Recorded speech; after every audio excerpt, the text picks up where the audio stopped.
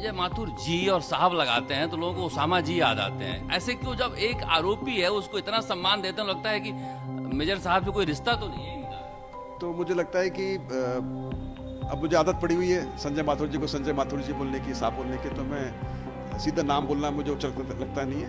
कौन कौन एजेंसियां थी जो आपके समय परीक्षा में इन्वॉल्व थी? उन सारी एजेंसियों की लिस्ट क्या आपने एसओजी को सौंपी है ताकि वो जांच हो सके?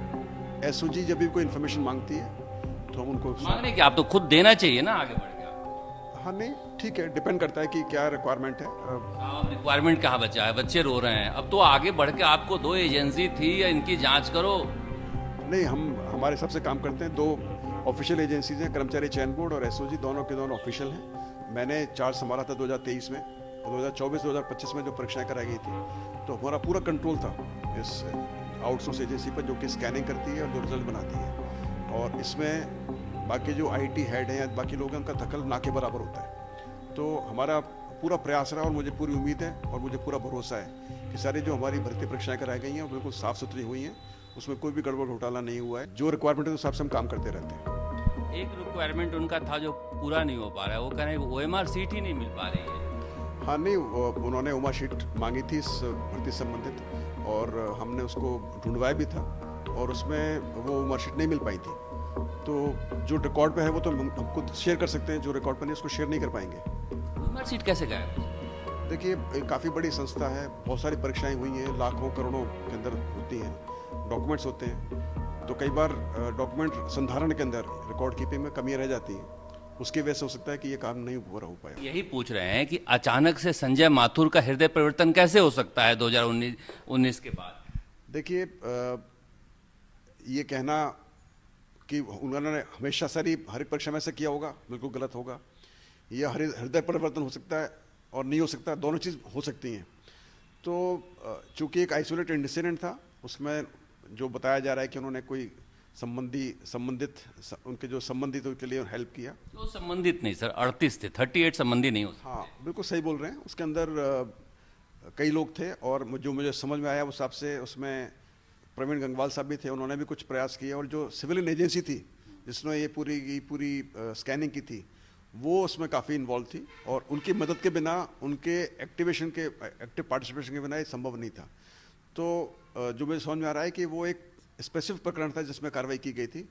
उसके बाद कुछ भी कार्रवाई हो उसके लिए इनका एक्टिव रोल इसमें नहीं होता है। जो ये टेक्निकल हेड होती है, आईटी टीम होती है, उसका कोई इन्वॉल्वमेंट नहीं होता है। मेन इसमें जो काम होता है वो एजेंसी का होता है, जो कॉन्फिडेंशियल एजेंसी। बात है मेजर साहब की आईटी हेड है, वो एजेंसी है। आईटी हेड और एजेंसी तो आपस में बातचीत करेगी ना, तो कैसे इन्वॉल्वमेंट नहीं होगा? जो एजेंसी होती है वो उसका कंट्रोल चेयरमैन के पास होता है। और आईटी हेड से कोई रिश्ता नहीं होता उसका? नहीं, आईटी हेड वो तो पूरे कर्मचारी चयन बोर्ड का रिश्ता होता है, क्योंकि वहाँ पर जब कार्रवाई की जाती है तो अकेले नहीं होते, बहुत सारे लोग होते हैं और पूरी की पूरी कार्रवाई सीसीटीवी के दौरान की जाती है और बहुत लोगों की प्रेजेंस होती है।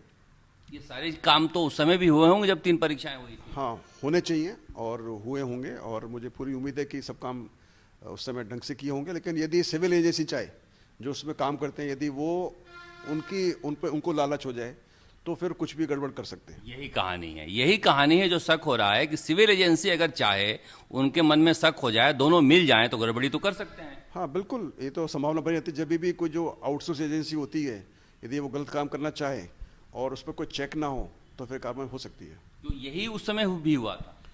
संभावना है, यदि ऐसा ये गड़बड़ घोटाला जो हुआ है उसमें उस एजेंसी का, प्रारंभ लिमिटेड का तो बड़ा हाथ था ही, उनका मेन हाथ था।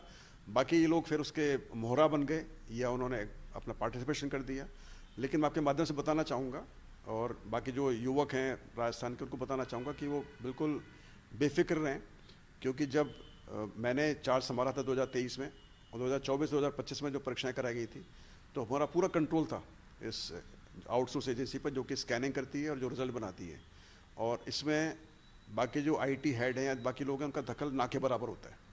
तो हमारा पूरा प्रयास रहा और मुझे पूरी उम्मीद है और मुझे पूरा भरोसा है कि सारी जो हमारी भर्ती परीक्षाएं कराई गई हैं वो बिल्कुल साफ़ सुथरी हुई हैं, उसमें कोई भी गड़बड़ घोटाला नहीं हुआ है।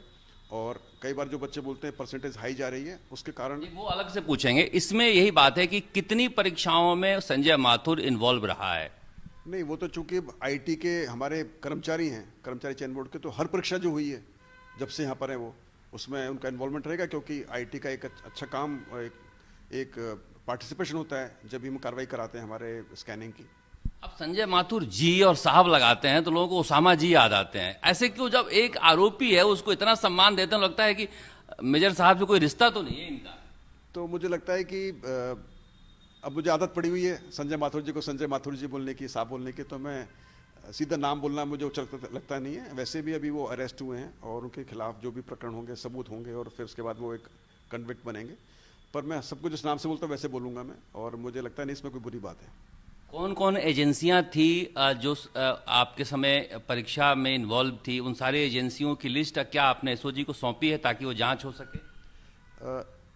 एसओजी जब भी कोई इन्फॉर्मेशन मांगती है तो हम उनको मांगने की आप तो खुद देना चाहिए ना आगे बढ़ के आपको। हाँ, नहीं ठीक है, डिपेंड करता है कि क्या रिक्वायरमेंट है। साहब रिक्वायरमेंट कहाँ बचा है? बच्चे रो रहे हैं। अब तो आगे बढ़ के आपको दो एजेंसी थी या इनकी जांच करो। नहीं, हम हमारे हिसाब से काम करते हैं। दो ऑफिशियल एजेंसीज हैं, कर्मचारी चयन बोर्ड और एसओजी, दोनों के दोनों ऑफिशियल हैं, तो हम अपने हिसाब से काम करते हैं। और हमारी आपस में सिर्फ काम ये नहीं कि सिर्फ उसको आप कोई मांगे, कोई पेपर हो, लेटर हो, हम मिलते जुलते रहते हैं, हमारी बातचीत होती रहती है।